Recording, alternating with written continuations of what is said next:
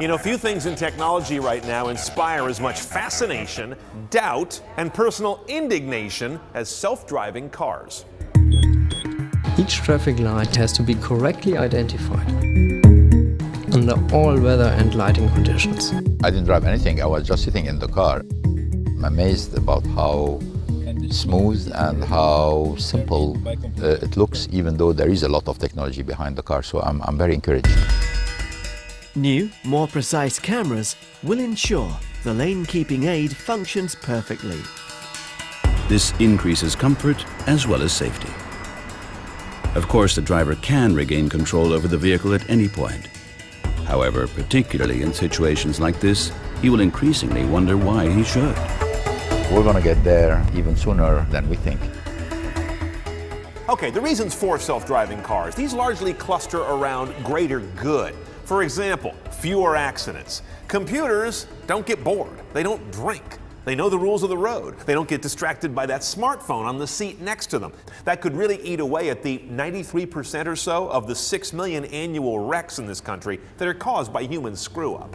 Then there's better road utilization. Let's face it, humans are pretty lousy at driving precisely, keeping their cars in a very even gap and a close gap. Just look at this video from an experiment recently where the drivers were asked to follow each other with an even, tight gap between their cars. Not really.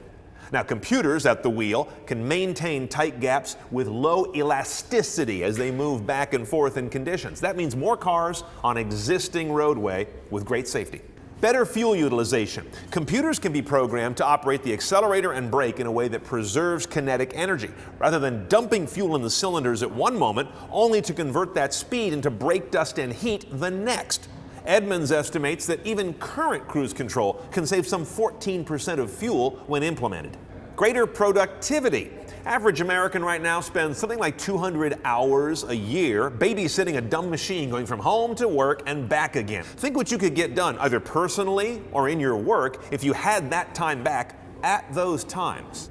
Now, the arguments I most often hear against self-driving cars, often accompanied by a red face, go along these lines. First, I like to drive. So do I, believe me. But I don't like my commute. I don't like minding a machine on routine journeys back and forth. On the weekend, you can switch your autonomous car to manual.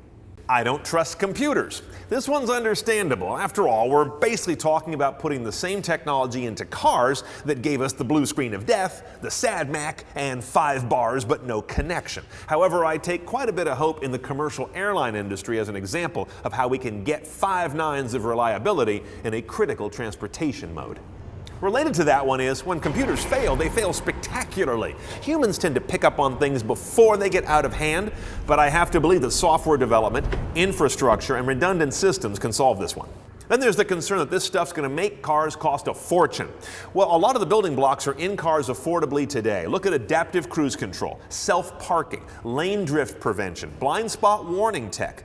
Take those existing technologies, give them another 1 million lines of code or so and permission to do their thing, and we might have a very safe system that's affordable already. Here's some milestones that you should watch with me to see how self-driving cars progress. First of all, those building technologies I just mentioned. Look for them to become almost ubiquitous in cars of every price class. Then look for regulatory acceptance, the way California and Nevada have recently put laws on the books saying it's okay to have an autonomous car on public roads as long as a human can catch it if it screws up. Car maker leadership, not just salesmanship. Companies like Nissan, Mercedes, General Motors, among those who've said self-driving cars will start to really arrive as soon as 2020. There will be hiccups and problems on the road. The key is to handle those with a public dialogue and education. Then there's generational change. Successive generations will probably see self-driving as less of a threat, as less subtractive to their lifestyle than previous generations. And finally, Google. Few tech companies have the ability to create behavioral change on a global scale as Google does and has. Bottom line is, this is a when, not an if. Get ready for at least a partially autonomous car in your foreseeable future.